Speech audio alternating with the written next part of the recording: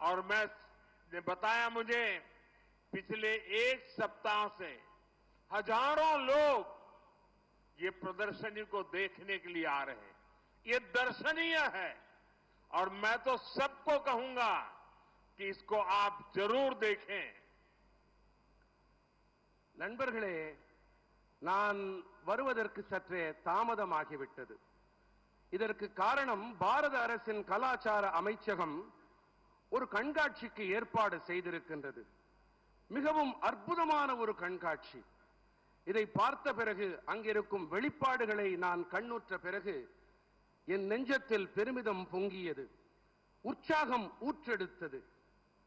மக்கள் நலனுக்காக இதிலே இருக்கக்கூடிய கூறுகள் எத்தனை விசாலமான எண்ணம், மனித சமுதாயம் நன்றாக இருக்க வேண்டும் என்ற எண்ணம் எப்படி இந்த வெளிப்பாடுகளில் தொனிக்கிறது என்பதை பார்த்து நான் வியப்பெய்தினேன்.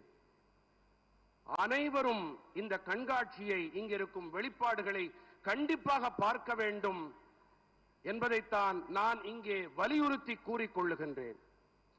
साथियों, आज मुझे यहां चिन्मय मिशन के प्रयासों से तमिल गीता की एल्बम लॉन्च होने का अवसर भी मिला है। ये प्रयास भी विरासत को सहेजने के हमारे संकल्प को ऊर्जा देता है। मैं इस प्रयास से जुड़े सभी लोगों का भी बहुत बहुत अभिनंदन करता हूं। நண்பர்களே, சின்மயா மிஷனுடைய முயற்சிகள் காரணமாக தமிழ் மொழியிலே பகவத்கீதை இசை தொகுப்பை வெளியிடும் வாய்ப்பு எனக்கு கிடைத்தது. இந்த முயற்சியும் கூட நமது பாரம்பரியத்தை போற்றி பாதுகாக்கும் நம்முடைய மன உறுதிக்கு சக்தி கூட்டுகிறது. இந்த முயற்சியோடு இணைந்திருக்கும் அனைவருக்கும் நான் என் நெஞ்சார்ந்த பாராட்டுக்களை தெரிவித்துக் கொள்ளுகின்றேன். साथियों, चोला राजाओं ने अपने राजनयिक और व्यापारिक संबंधों का विस्तार श्रीलंका, मालदीव और दक्षिण पूर्व एशिया तक किया था। ये भी एक संयोग है कि मैं कल ही मालदीव से लौटा हूं और आज तमिलनाडु में इस कार्यक्रम का हिस्सा बना हूं. நண்பர்களே, சோழ அரசர்கள் தங்களுடைய அரசியல் மற்றும் வியாபார தொடர்புகளின் விரிவாக்கத்தை இலங்கை, மாலத்தீவுகள் மற்றும் தென்கிழக்கு ஆசியா வரை செய்திருந்தார்கள். நான் நேற்று தான் மாலத்தீவுகளிலிருந்து திரும்பி வந்தேன். இன்று தமிழ்நாட்டின் இந்த நிகழ்ச்சியிலே நான் கலந்து கொள்ளுகிறேன். மிக உவப்பெய்துகிறேன். हमारे शास्त्र कहते हैं शिव के साधक भी शिव में ही समाहित होकर उनकी ही तरह अविनाशी हो जाते हैं। इसलिए शिव की अनन्य भक्ति से जुड़ी भारत की चोला विरासत भी आज अमर हो चुकी है. நண்பர்களே, சிவபக்தர்களே, சிவனை வழிபாடு செய்பவனும் சிவபெருமானிலேயே கலந்து விடுகிறான், அவரைப் போலவே அழிவற்றவனாகி விடுகிறான் என்று நமது சாத்திரங்கள் ஓங்கி ஒலிக்கின்றன. ஆகையால் தான் சிவபெருமானிடத்திலே ஆழ்ந்த பக்தி கொண்ட பாரத தேசத்து சோழர்களின் பாரம்பரியமும் கூட இன்று அமரத்துவம் அடைந்து விட்டது.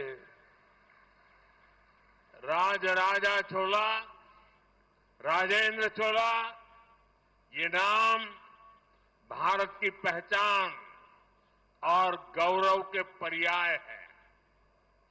चोला साम्राज्य का इतिहास और विरासत ये भारत के वास्तविक सामर्थ्य का, ट्रू पोटेंशियल का उद्घोष है.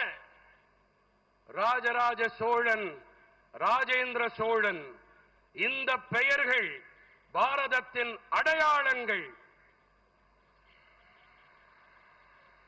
கௌரவத்தின் இணை சொற்கள்.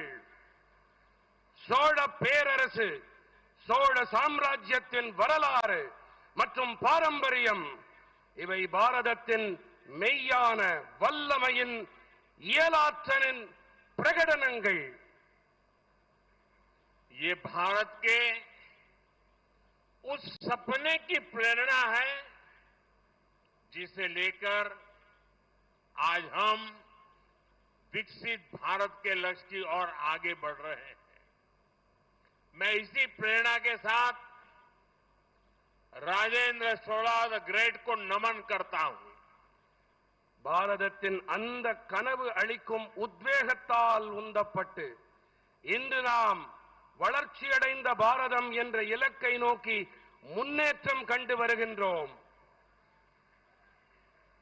நான் இந்த உள்ளெழுச்சி காரணமாக பெரும் பராக்கிரமன் ராஜேந்திர சோழனை வழுத்துகின்றேன்.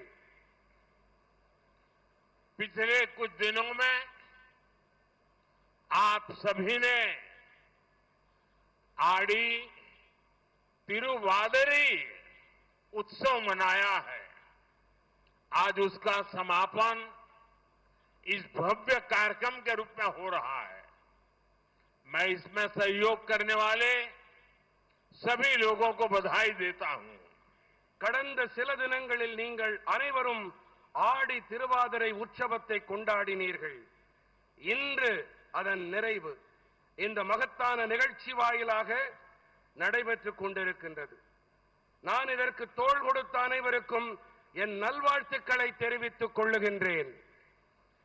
साथियों, इतिहासकार मानते हैं कि चोला साम्राज्य का दौर भारत के स्वर्णिम युगों में से एक था.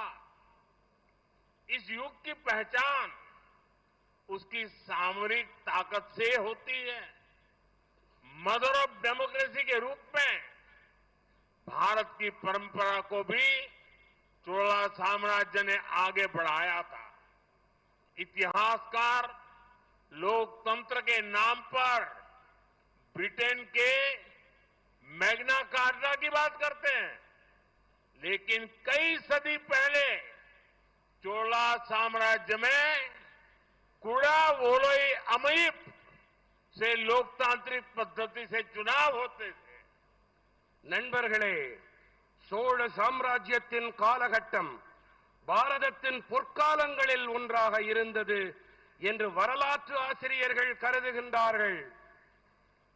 இந்த காலகட்டம் அவர்களுடைய போர்த்திறன் வலிமையால் அளக்கப்படுகின்றது.